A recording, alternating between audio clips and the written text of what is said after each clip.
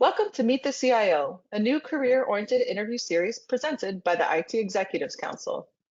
My name is Lindsay Brown, Executive Director of the IT Executives Council, and today I am very excited to present our latest Meet the CIO interview. In this series, we interview top IT executives from some of the most interesting companies and organizations in the world. These interviews provide our members and subscribers with invaluable firsthand insights as they focus on career tips, advice, and ultimately secrets to success. With that, there is no better time to introduce our esteemed panelist, Jay Nayak.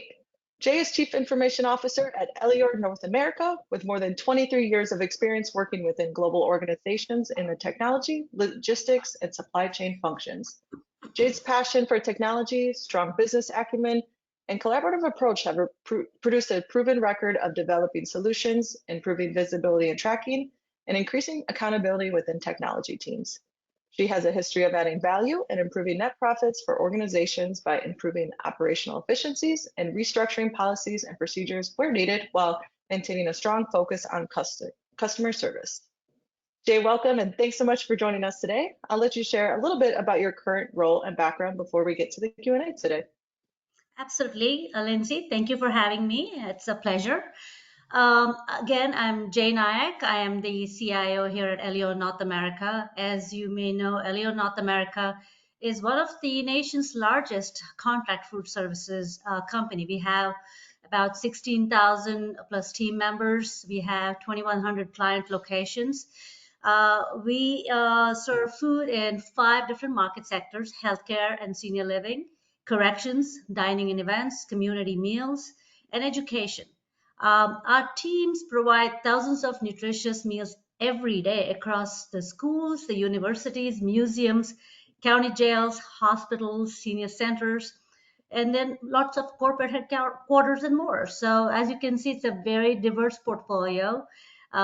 We are a hospitality company and service mentality, and it's a wonderful company to be part of. And I joined about 2.5 years back as the CIO.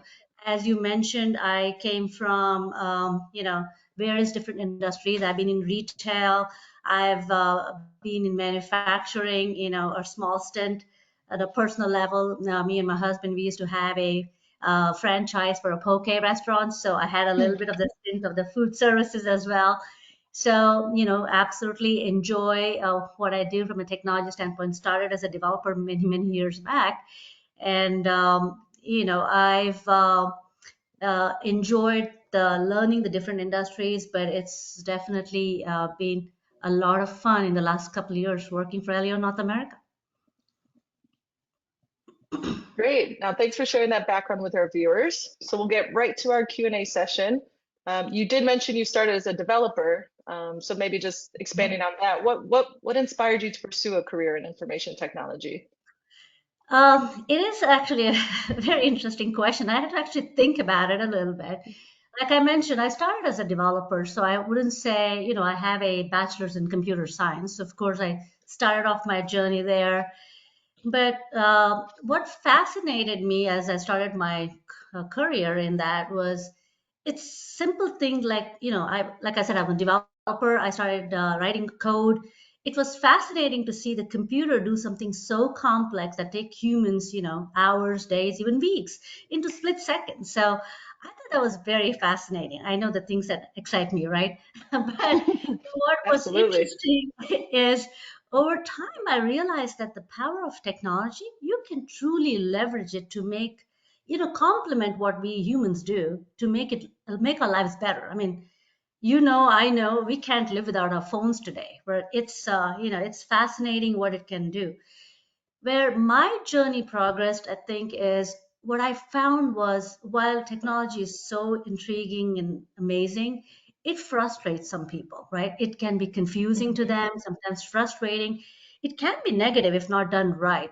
So I found that bridging the gap between IT and users, the business, was so critical. It's as important as creating the best solution, because the best solution can only take you that far if it's not adopted, it's not understood right. So I think that pivoted me into a lot more on the leadership side of my journey.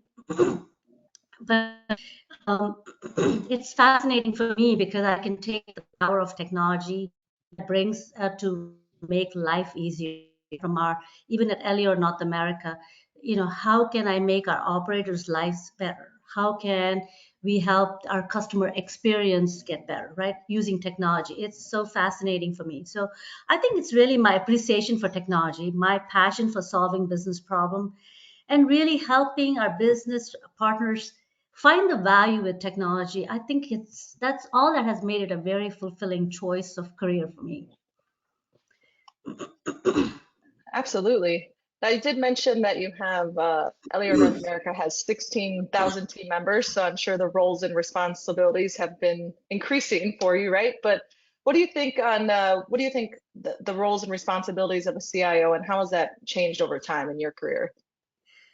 So again, I'm probably dating myself, but having been in this career for a long time, not just as a CIO, just as a, again, like I said, starting as a developer, but really truly from a CIO standpoint, when I started the career, I could truly say everything technology, was controlled by the CIO organization, right? The IT Hmm. organization. We had everything on premise. We had all of the development happening in house. You may have a few people that you may use offshores and stuff, but you still controlled every aspect from the point of view of starting the requirement, figuring it out, testing, the support, the network, the infrastructure, the security. It was all controlled internally, right? Fast forward to now, right? That landscape is completely different. In the past, I could implement a system like, ERP systems like SAP, Oracle, and once you did it, you're like, okay, this has got a life of 10 years, I just have to maintain it. Today, if you have a lifespan of 3 to 5 years, consider yourself lucky. I mean, customer preferences are changing, world is changing. I mean, it's a dramatically fast pace. So from a CIO seat, I've seen myself evolving a lot differently.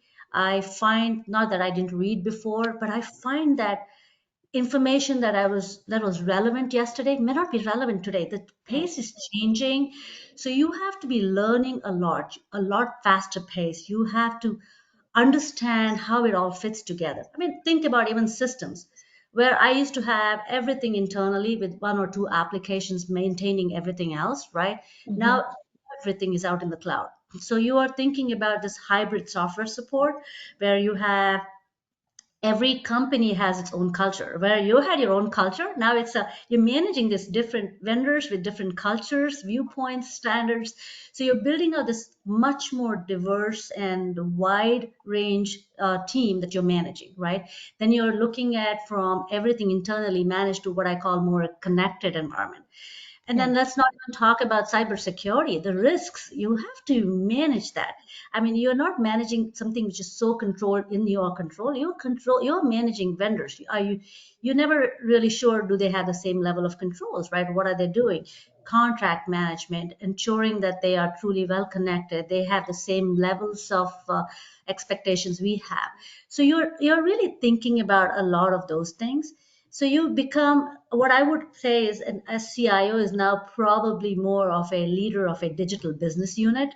So you are building out this, what I call a digital backbone that supports all of the organization, right? It has to cover a multi company people culture, a hybrid cloud internal systems, infrastructure that's connected across the globe. So you're really working on a, what I would call, being the business unit of the digital platforms, right? That's where you're really evolving to. The other part of the past to the future is data. Like, you think about data warehouse. All of the data was within your four walls, within the organization. And if you needed something complex, you would talk to these research companies, harvest data. Today, data is everywhere. You know, so you have to still make the organization be a data-driven culture, right? So now you have this data that's so disparate, bringing it all together, making it meaningful to be able to drive that same kind of decision making has also become very complicated in today's world. So from my perspective, I think from a CIO seat, you are now a not only a technologist, you are a trusted business advisor. You're also constantly assessing technology to figure out what's the right fit for you, what's the right revenue generation opportunity you have to go after, what are the best fits that you should be considering, how do you connect it within the organization, how do you manage the risk. All of this now, because as you know, with SaaS solutions, costs have gone up. So you have to do all of this now while managing the costs effectively, right? So, I think in a lot of sense, you are now sharpening your business skills because you have to understand, you have to be able to gauge what the business needs, as good as the business, if not better, right? In the past, there were only three things you could go after, so it was easy to pick the solutions. Now you have to go through a much broader range of options to make the right decisions for them. So I would say we are now collaborators, business advisors, partners, and technology providers. Yeah, that's great. And that's something that's been echoed time and time again. Really, the epitome of it is going from a more tech focus to being more of a business partner, business Absolutely. advisor, business leader. So yeah, that's great. Thank you for sharing Yeah, that. you Now this absolutely one have might be to be, tough because, otherwise, yeah, it's going to be always difficult if not. of course. Now this one might be tough because I know you've probably worked on quite a few, but what do you think is the most interesting technology project you have worked on? Yeah, you are correct. It was very tough. It was something that I wanted to, I debated between two or three different choices. And actually, I decided to pick the one here at Elior North America because the one that I worked on a couple of years back with Elior itself was actually very fascinating and interesting. And I'll tell you why. So the project that I picked was I wouldn't call it a project, probably minimizing what it is, but it was to build a digital roadmap strategy, right, for Elior North America to and the strategy required us to figure out a way to complement and transform the services we already provide in the hospitality business, but enhance those offerings with innovation and technology to focus on our customer experience, right? So sounds like a mouthful, but it is a lot. So why I found it very interesting is, as I told you, I've come back from a retail manufacturing backgrounds, right? So as I was learning Elio in North America, um, calling it one project was it will not do it justice because as I started getting to know us, I mentioned at the beginning who we are, right? When I started, we grew from being a company of mergers and acquisitions. We had 20 plus different companies, right, that we merged into Elio North America. Now, of course, we have these five segments that I talked about, but there were so many different cultures, different ways of operating. So as I learned the business, it was like it was like doing a project for seven different companies at the same time, at a minimum. So you had to bring this all together because the goal was the same thing. How do I improve and enhance customer experience for our customers using technology? I'm a food service provider. How do I use technology to improve it, right? The experiences. So that was the common objective. So that sounds easy enough. That sounds the right thing to do for Elior, North America. But it's not a one size fits all, right? So I had to look around and find the synergy across those five segments: healthcare, education, community meals, business dining, and corrections. But you also had to keep what was super important to each of those segments, right? Keep what is critical for them, the functionality that's relevant to them, but at the same time keep it specific and broad enough at the same time. So it sounds like counterintuitive, right? How do I keep it broad enough and standardize it, but at the same time keep it specific? You had to. And so we had to evaluate what digital meant by these segments, right?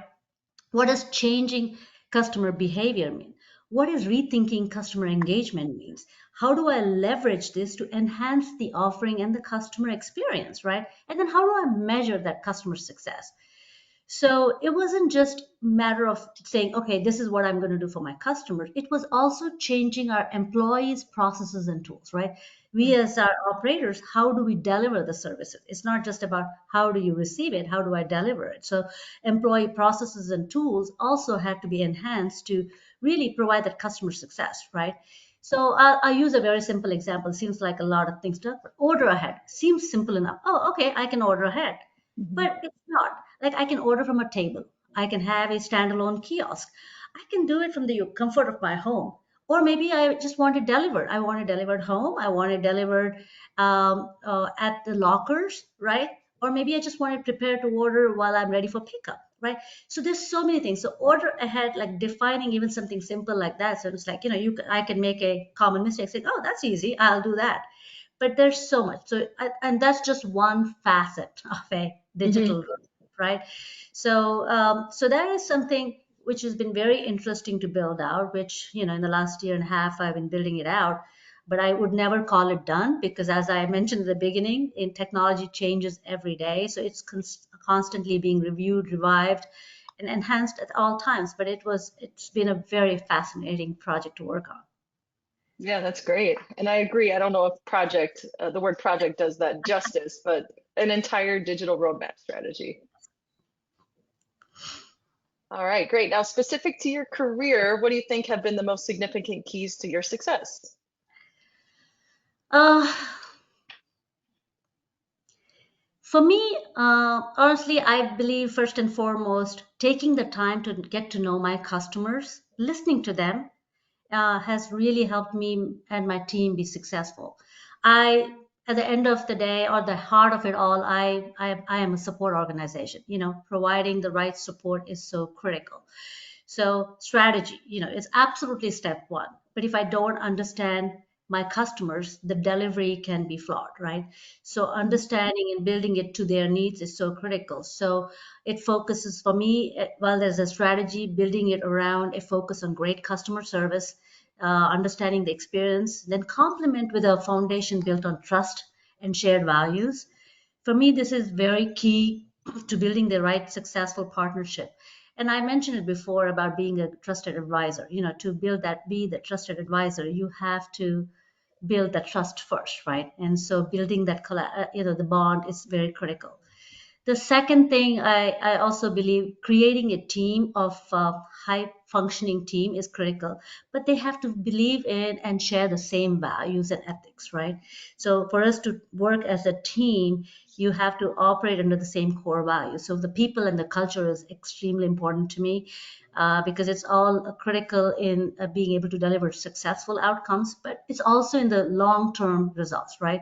Because the continuity is investing in your people. I truly believe in building and investing in our people. Three, this sounds true and tried all the time, but I believe in never stop innovating, never stop learning, and never stop educating. I mean, it's something that it has never been what I call a one and done. Change is the one constant, and so for me, that's the same thing about me. I'm constantly trying to change myself, learn new things. I teach myself all the time. I'm a constant learner, is what I call myself. But at the same time, me learning and keeping it to myself doesn't help. So, education, educating people, and, constantly innovating, I think are all key to our success here at Elior, as well as my personal success. Yeah, that's great. And getting to know the customer is certainly important. Now, we do have talent mentioned quite a bit as one of the key challenges for CIOs. We're actually doing a survey right now about the state of IT talent, just because it's coming up again and again. So we do have a webinar planned for that in July where we share the results of that survey. So that will be interesting. So everybody stay tuned for that.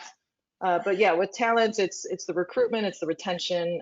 I mean, we hear it time and time again. Recruitment is definitely a challenge, which is why I think one of my success, I try to retain, which is why the people and culture are so important to us. Being, that's why finding the right people with the right ethics and, right shared values. A lot of the times they say, right, people leave the bosses and they leave, if Exactly. they're not happy. So I think part of which is why I kept talking about, because I 100% agree with you. The people and the culture make a big difference. Okay, next up, are there any tools or solutions that help you be more effective in your role? Um, the first thing that came to my mind, which is probably comes up to everybody's minds these days, in today's remote world, the hybrid way we are working on, uh, collaboration tools are like a must have. Those days were like those SharePoints, messaging teams. You used to always think, oh, that's Skype. Remember those days where we always talked about Skype, but we didn't want to use Yeah. it? But today you cannot live without like a Microsoft Teams, right? So for me, Mhm. collaboration, communication tools are so critical today. I don't even think you can work or live without it. The other part that is becoming, I think, even more critical for me is incident management, because you are now dealing more with, those days where you had everybody sitting in the office, you can go correct them, look at it. You are data driven these days, right? So managing incidents, measuring it, like you want to be able to, like I talked about customer service. So for me, incident management tool is so critical because you want to know what are your customers facing, what are the challenges, how do you want to track it, are you actually improving your services, are you doing better with your SLAs, right? So it's becoming more and more critical that we can manage.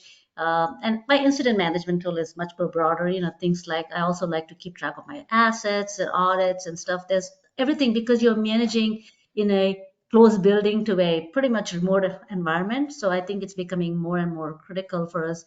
From a tools perspective, I think those two are pretty important and everybody would at a minimum need it. I'm sure there are a lot more.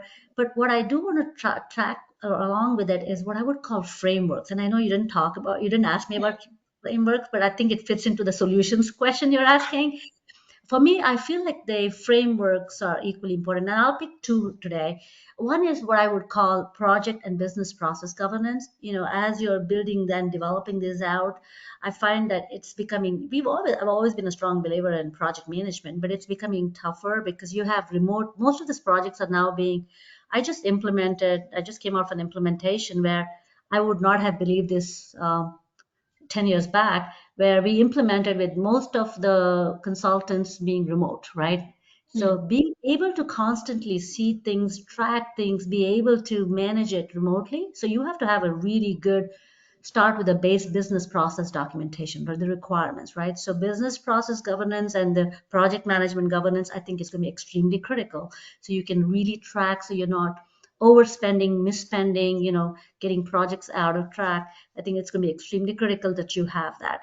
And then the other thing I would also talk about is for diverse, like at least companies like us, which are so diversely set up across the whole of US, I would say organizational change management, frameworks like ADKAR, Prashi, and Carter. There are quite a few different methods, but having a great organizational change management strategy that can supplement a lot of your implementation, that framework is also super important in today's world. So I think these have really helped me from execution and management perspective on a day-to-day basis. And I strongly feel that these are things that are becoming, from a nice to have, absolutely critical for you to be able to do your jobs.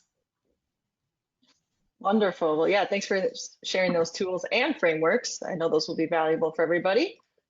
All right, last but certainly not least, what advice would you give to others that seek a career as a CIO? Uh, I know I said this a few times before.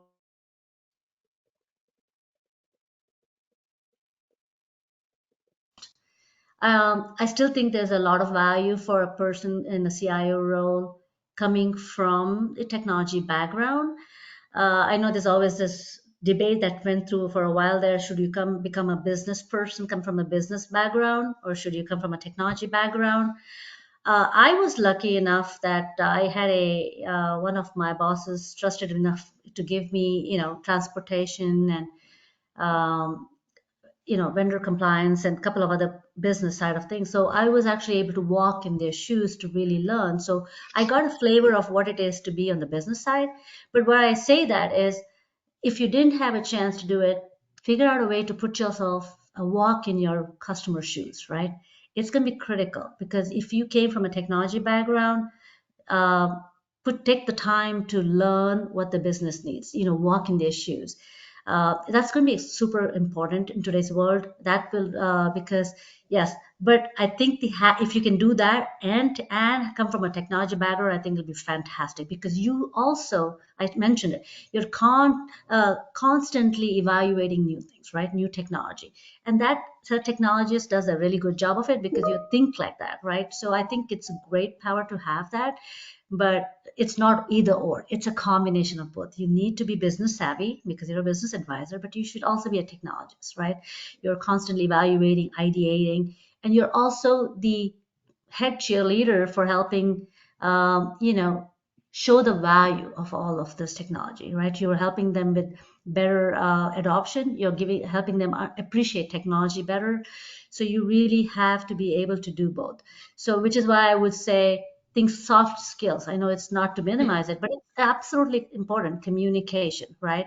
Being able to influence, being able to negotiate. I think those are absolutely what I would say minimum must-haves for somebody considering being a CIO.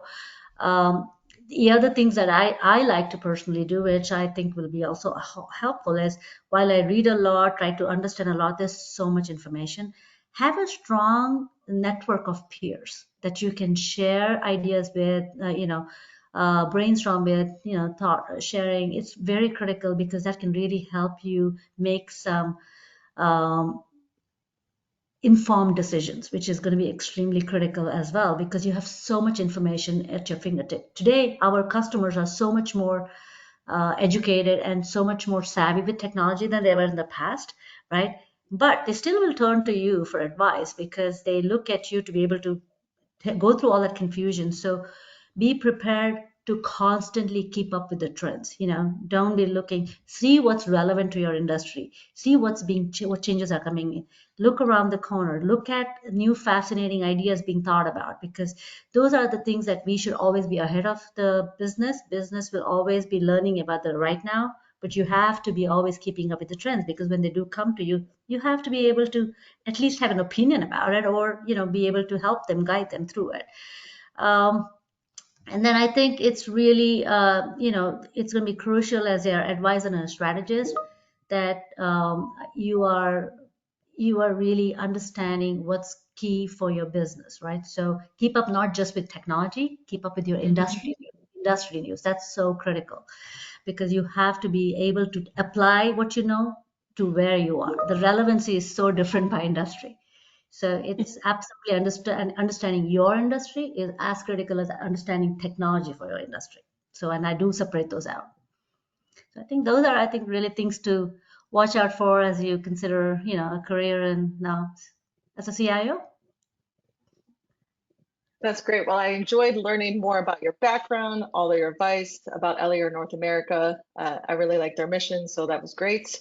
So I just wanted to wrap up and say thank you so much for sharing these insights with our viewers. If you found today's session valuable, please be sure to visit our website to see a list of upcoming interviews. And if you're interested in participating, feel free to visit the URL on your screen, itexecutivescouncil.org/meet the CIO. Once again, thanks for your time and great success to you, Jay, and all of our viewers in 2023 and beyond. Thank you, Lindsay. Have a wonderful day. Nice talking to you.